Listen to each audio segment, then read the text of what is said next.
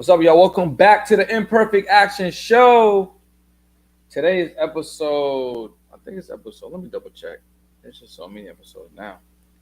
Episode 71. Episode 71.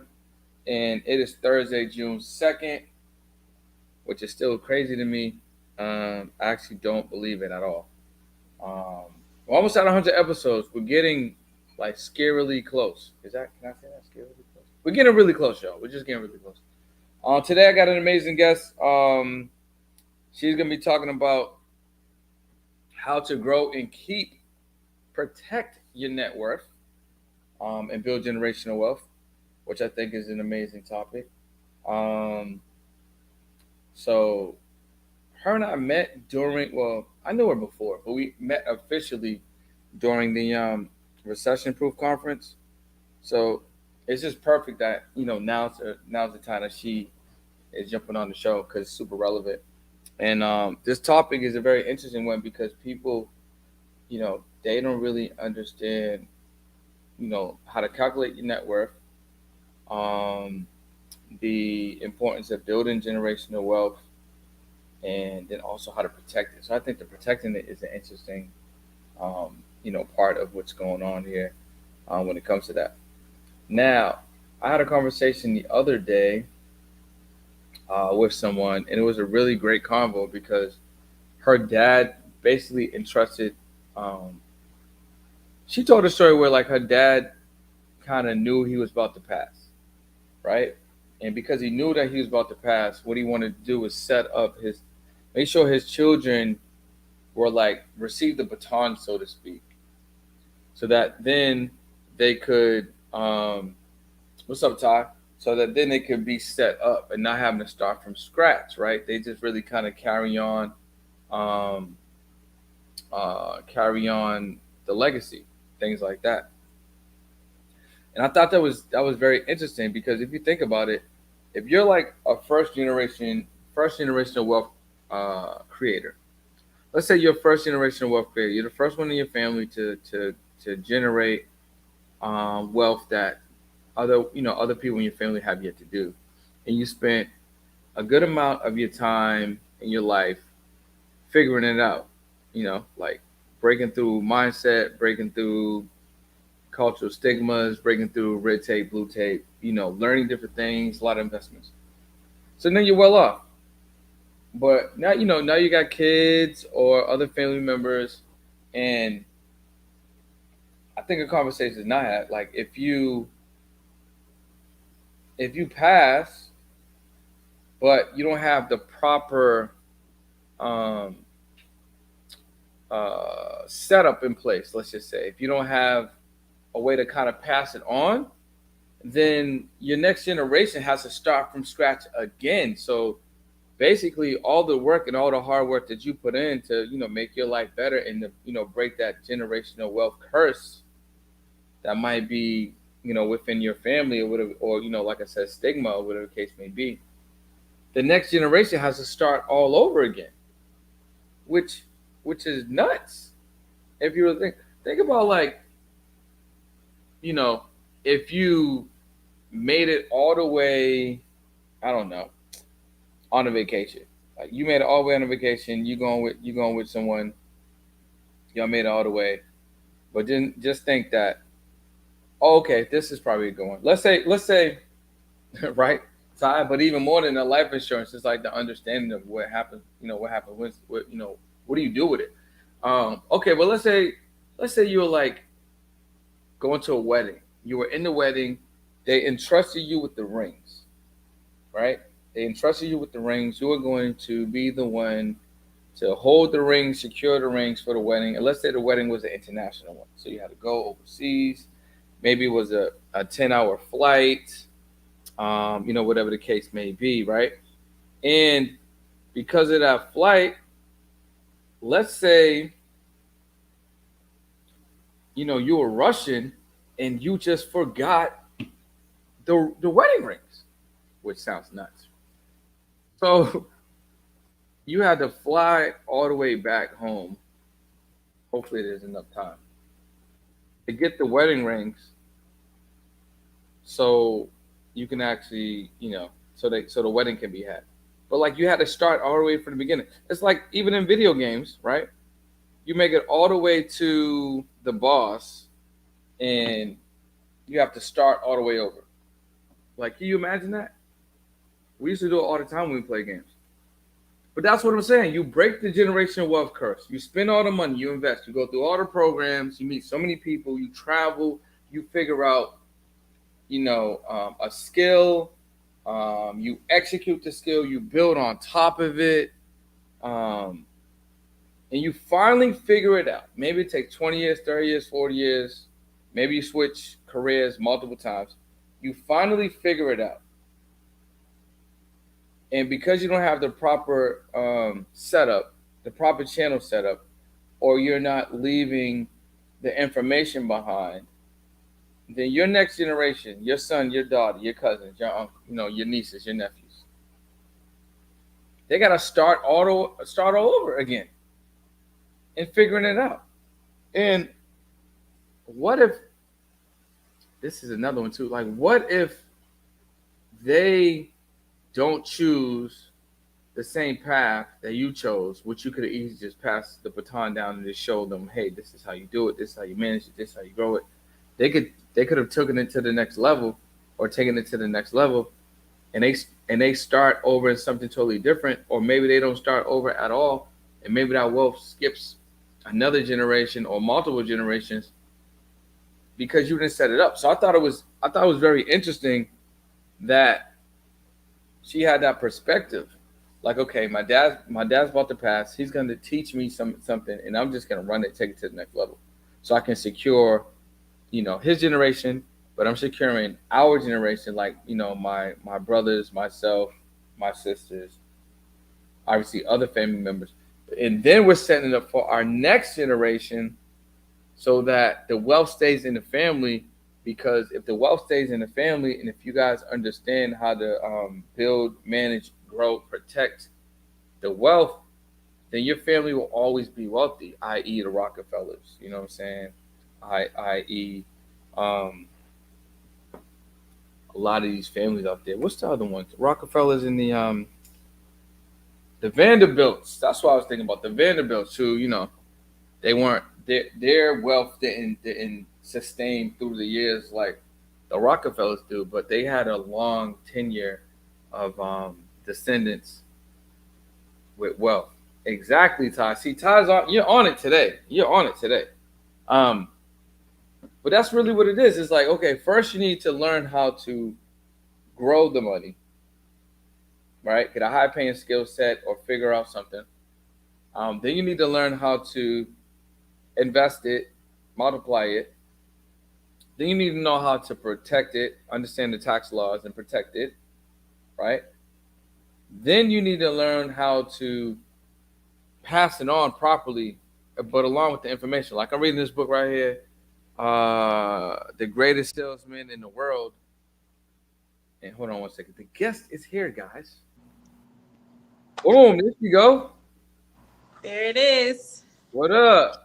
What's going on? What's good? What's good? What's good? I was just, man, I was kind of rambling a little bit, but I was kind of bringing it home. So it's good that you're here. Yes. You Sorry, know, listen, I love the title of your show, the Imperfect Action Show, because that is what we are doing today. It is a lot of yeah, imperfect action going on, but we don't make excuses. yeah, not at all, not at all. I'm We happy that continue to you're able to muster join us. forward. Yeah. All right, so guys, if you're just joining us right now, let me set the stage one more time. This is episode 71 of the Imperfect Action Show. On this show, we teach marketing and business strategies, lessons, principles that you could take in real time and implement in your life so you can actually have a change and actually get enough data so you can see if this working, is this working? Oh, maybe I should do this, right? And every day, Monday through Friday, we give you something valuable so you can actually use. Today, my guest, as I was telling you guys before she hopped on, we spoke a few times through the DMs, and we met in Atlanta, and then we met again in Vegas. And Yes. it just so happened that her episode was just a couple of days from when we met. And she had a booth at the vendor. side of RPX, and she was connecting and sharing with so many people, on some of the on like literally the topic that we're talking about today. And then I did a little research, so I've seen a couple of things that you got going on, so I guess we can talk about that as well. Um, Saida, What's welcome going to the Imperfect Action Show. What's going on? Thank you so much for having me. Listen, just as much as you are hearing things and looking at things, I'm seeing you. You're doing some great stuff. You are bringing a lot of valuable information Yeah, to the people. And I think this is a great way to do it. So I'm excited to be here as well. I appreciate you. So normally, how I start the show off, I'll let the guests, i.e., you, let them know a little bit more about you, who you are, what you have going on. So why don't we give you the opportunity to do that, and then we can circle back on today's topic. Okay, perfect. So what's up, guys? My name is Saida Garrett Guest, and I help entrepreneurs and business owners protect their net worth and build generational wealth. And so I think that's a topic that is not often talked about, but based on my background and what I do, I really have found a love and a passion for it. So I come from a business strategy background. So for almost 10 years, I was an executive at a business strategy consulting firm, helping executives and CEOs take their business from where it is today to where they want to be tomorrow. In that meantime, I said I needed to start something on my own, started my own business, launched a full service financial firm where we cover everything from the basics of saving, investing, and insurance, all the way up through your 401ks, mutual funds, so forth. Merge those two together, and now we literally have the perfect combination of business strategy and the finances that actually help you protect what's the most important asset that you will ever have in your life, which is yourself, plus truly build generational wealth and put the steps into place to make it happen. So I got so many questions. I know, Chandra, what's up? Ty, was good? If you guys got questions, definitely drop them in the chat. Ty, drop your question. I see you got a question. I have so many questions for you. Yes. Um, so what are some? So why don't we start with this? What are some of the products people can use to protect their wealth? Yep. So that's a good thing. I think before we even get to talk about protecting your wealth or protecting your net worth, is you really have to understand how you calculate that. Yeah, How let's do do you that. come Let's up do with that. that number? So Because how do we I, calculate that? That's great. yeah, so I'll ask a lot of people, what's your net worth or how much are you worth? And they'll start telling me how much they did in sales or what their revenue is, and that's not what we're asking, and why this is even important. So let me take a step back. So when we're talking about wealth and we're talking about generational wealth and you become a wealthy person, there's a difference between being rich and being wealthy. Rich is how much money you're actually producing. Wealth is how much of that money you're actually keeping. Okay, so wealth is not about how much you make, it's about how much you keep. So if we look at all of your assets, everything that's putting money in your pocket, and we subtract all of your liabilities, everything that's taking money out of your pocket, that's how we end up with your overall net worth. So you could be making millions of dollars, but if you're spending a million and one, your net worth is negative one. Okay, your net worth is negative one. And so when you go to look up people or research people, you don't say how much, you don't search how much is Jay-Z, how much did he make in 2022. You search what? How much is Jay-Z worth? Right? You're looking for their net worth. And so we as entrepreneurs, as business owners, we have to start looking at ourselves as far as our net worth. What is it? So how do we calculate that? So everything you make, all of your assets, everything putting money in your pocket, subtracting everything that's taking money out of your pocket is how you come up with your net worth. Now, if you own a business, and I think this part too, Brendan, is you aren't looking to value your business for today. You're looking to value your business at minimum 10 years down the line. Okay, so this is called your business valuation. So let's say today your business is worth $1 million. If somebody were to come to you and say, Brendan, I want to be able to buy your podcast, I want to be able to buy what it is you have to offer, you would not sell it to them for the worth that it is today. you're going to sell it to them for at least 10 years times the value. Because when somebody's purchasing an asset from you, they're purchasing that asset with the hope that it's going to go up in price, it's going to increase in price. So you need to understand this so that if somebody ever gives you that opportunity, or if you're structuring or setting your business up to sell it, which is the one of the main reasons that people start businesses is to sell them, right? You need to know your worth so that you don't get taken advantage of. Because somebody is hoping that you don't understand this. They're hoping that you just looking at today or maybe next year, but not really seeing 10 years down the road. And so you can do that business valuation a few ways. You can do it by a factor of 10. You can do it by a percentage increase. So if you say, for example, the rate of inflation is 3%, 4%. Right now it's at 8%, which is wild. But let's just say, it was at the normal 3 to 4%. You can extrapolate that out for 10 years and then get the value of your business. So instead of saying, my business is worth $1 million today, 10 years from now, that business might be worth $8 million, $15 million. That's what you set your value at. That's what you base your net worth at, what you base your net worth on. And now we got to figure out how to protect that. So I said a lot there. I'll take a break if you got any questions on that. But I think that part, we can't just overlook that, because a lot of us don't understand how to value ourselves, how to put a worth on what it is we really do. No, I think that's good. So yeah, I do have something. That we got a question coming from Todd too.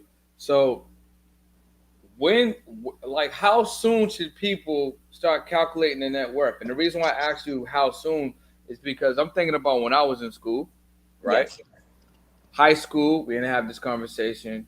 College, we didn't have this conversation. Even when I get out of school, I can't recall having a conversation. Now I remember, like you said, if you're looking it up, you was you would check your famous your favorite celebrities or whatever, and they would always have their name and their net worth or whatever, which may or may not be right, whatever the case may be. But I don't ever remember in school or having casual conversation with friends about, hey, what's the net worth. So I guess, well, my question is, how soon should people start to, like, calculate the net worth so they're aware, and then once they are aware, what do they do with the information that they now know? Yeah. I think as soon as you start making income, you should be calculating your net worth. Because a lot of people, when they're first starting out, that net worth may be negative. Your net worth may be negative because you may owe a lot of people. You may have student loan debt. You may have a car loan. You may have a lot of credit cards or whatever the case may be. So you can come off with a negative net worth, but eventually you want to move yourself to a positive net worth. But if you don't focus on it, you'll never understand it. You'll never get yourself there. And so I teach my clients that they should be looking at their net worth every quarter. At least once a Okay. quarter, you should be evaluating your net worth to see is what you're doing working. Because we Yeah, have to ask I like ourselves, that. why are we working? I like it. Why are we building a business? Is what you're doing working? It's to get you to a destination. It's to add to you, or is it taken away from you? So just like every athlete knows their numbers, you have to know your numbers as a business owner, as an entrepreneur, as a person. You need to know your financial numbers, and one of those big financial numbers is your net worth. How much are you worth?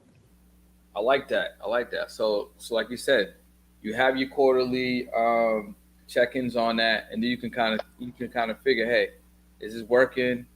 Is this not working? Oh, this is working. What else can we do to enhance it? Oh, this I thought this was working, but it's not. Let's get rid of it. Let's do something else. Um, so yeah, we got our first question. This one's come from Todd.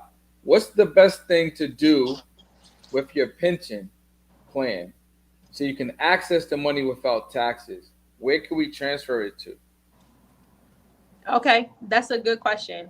And I work with a lot of people that have pension plans. So this is my recommendation for those who have a pension. First of all, congratulations.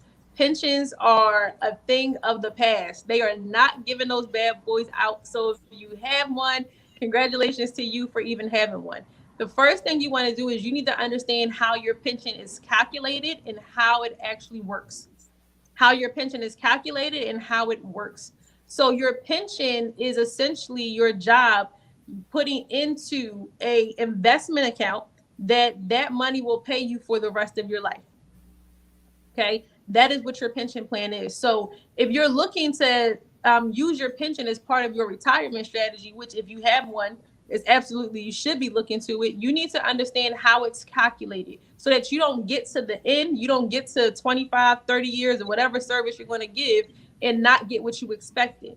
Okay, you want to start calculating that early as you're building out your financial independence number. And that's a whole other thing we talk about, right? What is your goal? So when it's all said and done, how much money do you want to have coming in every single month that you can do what you want to do and no longer have to do what you have to do to survive? So your pension can be a part of that number, but how is it calculated? You don't wait until you're about to walk out the retirement doors to find out you're only going to get $600 a month. You don't wait until you're getting ready to eat the cake and get the card for and thank you for your service to figure out you're only going to get $1,000 a month. So how is your pension calculated? If you're getting a pension from a government or a certain entity, so like for example, pensions from the Social Security, from the post office, depending on when you started working at the post office, if you get a pension from the post office, you also don't collect Social Security. All of that is wrapped in one. A lot of people aren't aware of that. They don't understand that. So you really have to go to HR, get the pamphlet, get the book, understand how your pension is calculated. Look at your years of service today and see, and you should be doing this every year. Based on my years of service today, how much am I expecting to make over the next few years, right? How much is my pension going to be worth? Here's the other thing. You want to understand what your pension is invested in and who your pension is invested with. So Mm. you don't own your benefits from your job. And so every single year, guess what? Companies like myself, we come in and we bid on pensions. We bid on being the financial person for that company. And so because you don't own the benefit, right? You don't own that pension plan. If I come in with a better deal than, let's say, uh, Lincoln Financial and I win that bid, well, guess what? Your company now switches all of their assets over to my company. But the assets that I have, my sub accounts I have for them to invest in, are going to be different than the sub accounts that, let's say, Lincoln Financial had them Does that invested mean in. does that mean their pension's gonna change then? That means how their pension grows could change. That means that the Wow. fees that come out of their pension could change. And that's And something and, that and, we bid on every single year. and So, and that's what that benefits the company then also, right? it If does they, because they're trying to save money. Like they're you have to trying to think save money. about where Yeah. the pension came from. And I'm hoping we're getting to your question, but you have to understand where the pension came from, right? The pension literally says if you work for us for a dedicated period of time, we will make sure that we put that money up for you. We help you retire. You'll never run out of money. But that was when people worked until age 60 and they died at age 65. Now what you have happening is you have all these people who are on this pension plan, but guess what? We are living longer. So we are working until 65, but then we're living. My great grandfather just passed away at age 101, and he was still collecting a pension, right? He was collecting a few pensions. So now this company has to pay him for 40 years. For 40 years, plus they're still paying who? Their current employees. And so a lot of companies moved away from the pension because they can't afford to carry both because we are living longer. So that's why in the 80s they came out with the 401k. Well, in the 70s they came out with the 401k because they said we're no longer going to take the responsibility of managing your money and making sure you don't run out. You now have to take that ownership. So that's why you get now a 401k, 403b, 457, so forth, because they don't want that responsibility of managing anymore. So if they're managing that, Brendan, back to your point, they're going to do what's best for them to cut their fees. They're going to do what's best for them to cut their costs because it's expensive, right? They're literally paying for multiple generation, their current workers plus their workers who are no longer there. So they need to make sure that those investments are actually growing to keep up with that. And you've heard of companies where their pension fund has gone bankrupt, right? The pension fund has gone bankrupt because it wasn't managed properly or managed correctly. So that's that. So that's how you can start looking at it. What you can do with your pension. Most pensions don't allow you to access them while you are still working for the company. Yes. Most pensions will not allow you to access them while you are still working for the company. So you need to check to see if they will let you to do something called an in-service distribution. Okay, an in-service distribution. I haven't found one, not on the pension account, but you can ask. But an in-service distribution is for any retirement benefit that your company offers you. Will they allow you to move that money while you are still in service?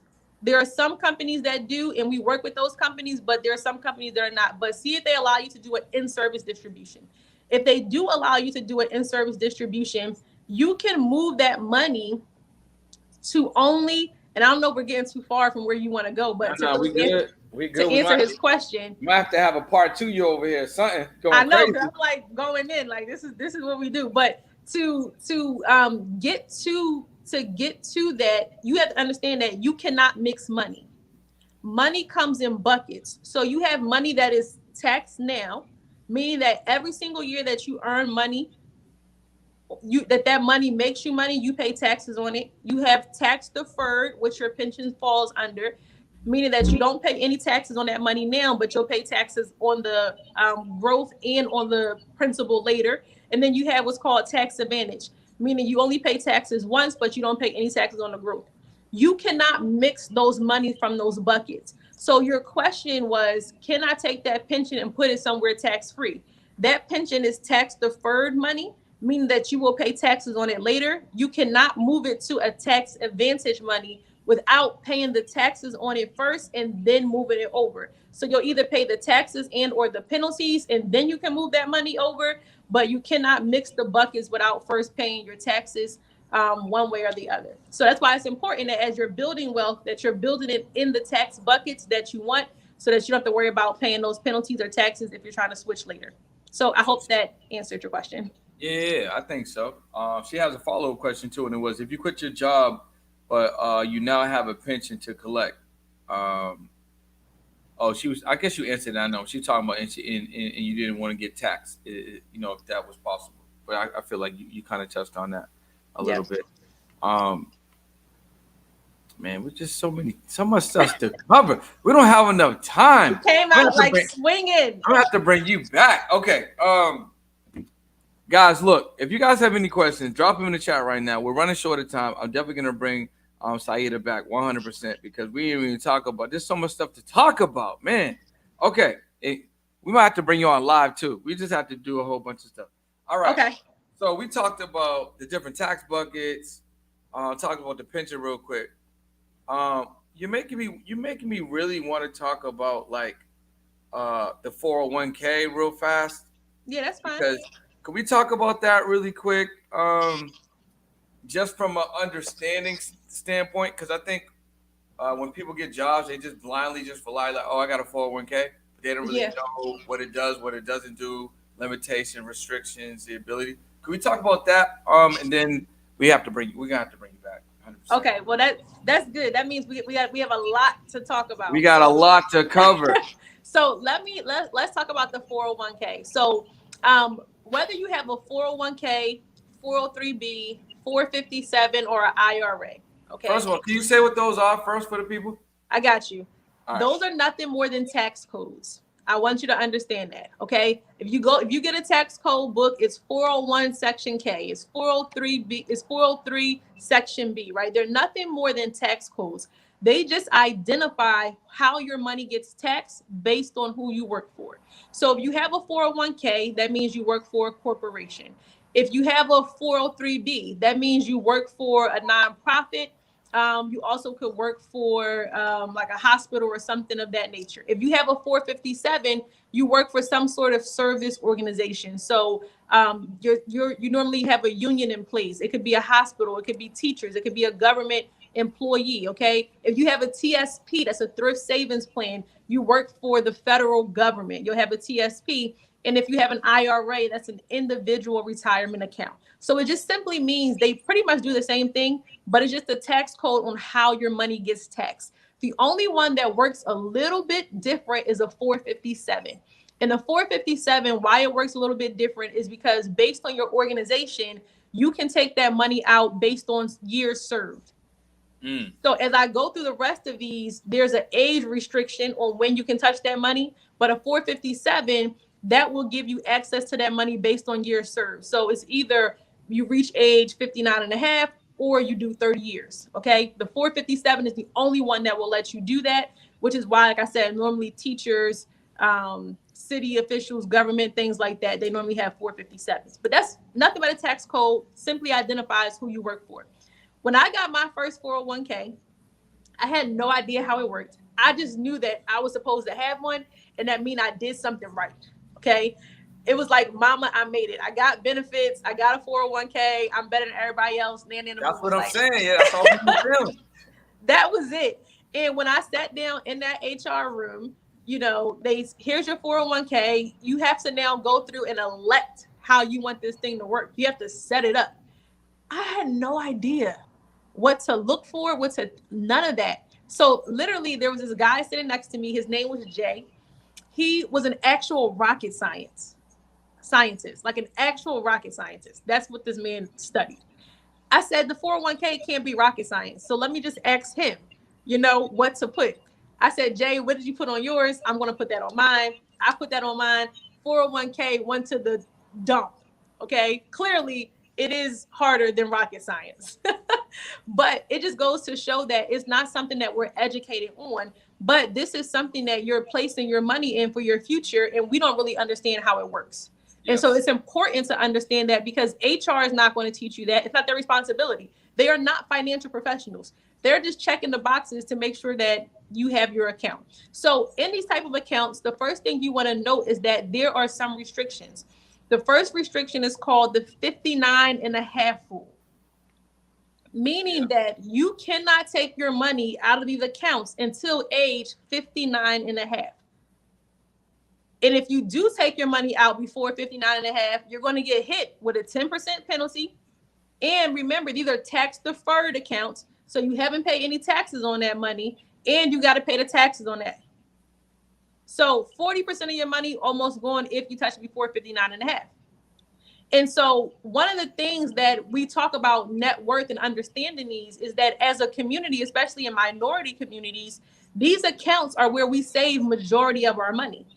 However, because we cannot touch this money until 59 and a half, that money is not included in your net worth until that age. So you're putting money in here thinking that you're building the net worth, and it's not even included in your net worth until age 60, roughly. So when you look at the demographics and you see why do certain minority communities have a lower net worth than other households, is because we're saving our money in accounts that we don't even have access to until a certain point in time. And that's when the company can turn it over to you. And then once you own it, that's when it becomes part of your net worth. So that's one of the reasons why we have a low net worth. But that's the first rule, 59 and a half rule. Second rule is what's called the RMD, the 72 rule. It used to be 70 and a half, but now it's age 72, which says that if you do not take your money out before age 72, the government is going to penalize you and take half of it, 50% of it. So hold up. I can't touch it before 59 and a half, but I have to take it out before age 72. Yeah, you got 12 and a half years to use it. Isn't that crazy when you think about it? Or they just going to take more. Or they're just going to take it. And why is that? Because you haven't paid taxes on that money. So when it comes to building generational wealth, if we've saved all of our wealth in these accounts, we can't get access to the wealth until age 59 and a half, but then we also can't leave the wealth to the next generation because we got to take it out before age 72. How do we build generational wealth? That's a setup right there. How do we do that? But we have to know. But a lot of us are just taught this is what you're supposed to do. Okay? The money, as I mentioned, is tax deferred. So before I even get there, the money that's invested in your retirement accounts, they are in investments, meaning that it can make 100%, but it also can do what? Lose 100%. So right now, the news is blowing up. The stock market is down. Crypto is down. Everything is down right now. When's the last time you checked your account? How much money have you lost? I know when I set my account up, I set it up one time. I clicked all the default options and I put it on the set it and forget it plan. It's just supposed to work. No, most of us are in the default account. So what you want to do is you want to ask your company for what's called a prospectus. You want to get your prospectus. You are responsible for your retirement. You are responsible for your 401k. You need to be managing it. You need to understand how it works because guess what? There are about 18 different fees inside of your 401k where people, money managers are going to make money whether you make money or lose money. It's not their responsibility. It's our responsibility. But we've never learned this information. We never understood it. We never were taught this information. So you want to get what's called a perspective. See what your options are, right? Understand where you can put your money and start getting educated about these things because you're making 100%, but you can also lose 100%. And most of us are just on the ride. We're just on the ride, and we like this. We hoping that we come out with something like at the end. But this is our future. How do you feel knowing that you hoping about your future? You putting it somewhere you don't even know how it works. But this is your livelihood. The third thing, taxes, is tax deferred. So you don't pay money on the seed, you're paying money on the harvest. So if you put in $90 and let's say taxes were 30%, right? Or let's say you put in $100 and taxes are 30%, you only would have to pay $30. But what happens in your 401k is that you put in $100, the government says, don't pay me taxes now. Pay me taxes once it grows to $300. Yeah, I want the money when you get more money. You got it. So now when it's $300, you still got to pay 30%. But now instead of paying $30, you end up paying $90. So would you rather pay taxes on your seed, or would you rather pay taxes on your harvest? And this is why you have people, you hear stories, they died with all of their money in their 401k. I literally have seniors who refuse to touch the money in their retirement account because of the tax penalties. See, we think that we're saving money not paying taxes now. But truth be told, our country is currently at a tax low, believe it or not. This is the lowest taxes have been in years, and the tax bracket is getting ready to go back up. So do you think taxes are going to be higher or lower later? We got wars to pay for. We're going to have to pay for student loan if they decide to forgive these. We got health care we got to pay for. Where does the government make money from? Taxes. And so taxes will probably be higher later. So once you done saved all this money here, it's not included in your net worth. You have to take it out. You can't build generational wealth with it, and you're going to get taxed with it at the all-time high. I'm not saying that these accounts are bad, guys, right? I had one. I'm saying that we have to understand how they work. We have to understand how to use them to our advantage. Yeah, and that you're right? Not limited to just one. That you're not limited to just one. And I'll give you this one thing because I know we're short on time, but if you do have one, you want to see if your company will allow you to do something called a self-directed brokerage account. Yeah. And in your self-directed brokerage account, you can take that money, put it into an independent brokerage account through a different company or firm. My company, we also manage them and do them for a lot of people. We can do that for you. And you can then take that money, you can use it for real estate investment. You can use it if you want to do some crypto investing. You can use it for other things outside of what your companies offer to you. You can really start to take advantage of that money and get some good use for it with the right education and management. So I hope that answered your question. It was a lot. You lit this up, and there's so much more to talk about, and I would love to bring you back. And what I'm going to do, I haven't done this yet, but I'm going to do it right now. I'm going to look on the calendar right now and see where I can bring you back. Okay. I want to make sure that we get you back in here. So, okay. So the next available time, if we're going to do a live show, would have to be June 14th, right? Actually, no. I'm wilding. Not June 14th. June 16th. That could be the next time you're on live. However, we can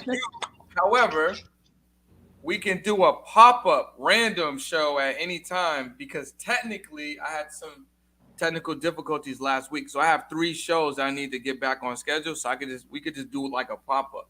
So meaning we'll just find a time and then we'll just randomly, it's just going to go. And then I'll just let people know. I'll just text them, let them know, and then they're just going to come on. Okay. So let's do both. If we can, let's do the 16th and then we'll do a pop-up because there's so many ways we can go. Like we want to talk about net worth and protecting that and generational wealth. But before we can get there, we got to cover the basics, right? We got to understand where people are, get them as much knowledge and information before they even start talking about a net worth, right? Because they got to learn how to build up that net worth so that they can protect it, that we can have to protect. Y'all got to just follow Saida right now. Why don't you let them? So I'm gonna drop your Instagram in the chat. Why don't you let them know how they can work with you if they want to work with you right away? Yep, perfect. So you can follow me on Instagram at underscore Saida Garrett. We're getting ready to do a master class on June the 9th. June the 9th at 7 p.m. Called Go Big or Go Broke. So if you are a business owner or entrepreneur, you want to make sure that you're there, because if your business is not going big, I can almost guarantee you will go broke. And we don't want that for anybody. So we're doing a master class. It's free to register for the master class. There's also a VIP option, because how you do anything is how you do everything. But you can go ahead and register for that. Go to www.business, the number four, wealth, WEALTH, business, the number four, wealth.com. Register for that. And then you can get some more information, but also see how we can work together from there moving forward. Listen, y'all. I hope y'all got a lot of sauce. We didn't even get to the real sauce. This was just like the pre-sauce. We were just stirring up the pot. Make sure you guys follow Saida right now. Hold on. I think I made a mistake on I made a mistake on the Instagram because of the typo. All right, let me get it. So we're gonna do underscore Saida. Underscore There we go. And then Garrett. There we go. Bang. Saida Garrett. You got it. If you guys follow her, you may want to jump into this master class, or is it a challenge? It's a master class. Make sure you may want to jump into this master class. There's gonna be more information like this, and she's just gonna go way deeper. Saida, thank you so much. I'm gonna follow with you. We're gonna bring you back ASAP so we can share more with the people, because just from understanding net worth to breaking down, like, if you have a regular 9 to 5, what are they giving you, and once you have these things, what do you do with them, rather than just letting it, like you said, setting and forgetting, and then, oh, I thought I had money collecting, and now I'm Yeah. 70 now, and I don't, there's no money in here, right? So I definitely don't want people to be running into the same thing. They need to know what they can do, what the options are, and things like that. There's one more question for from Chandra, but I'm gonna connect you guys on DM so you can just talk to her directly. Okay. Thank you for coming on the show. It's been Thank amazing. you for having me. We will be back in a little bit, bringing her back on for part two, and getting more into this information. This has been another episode of the Imperfect Action Show, and we will see you guys tomorrow. See ya.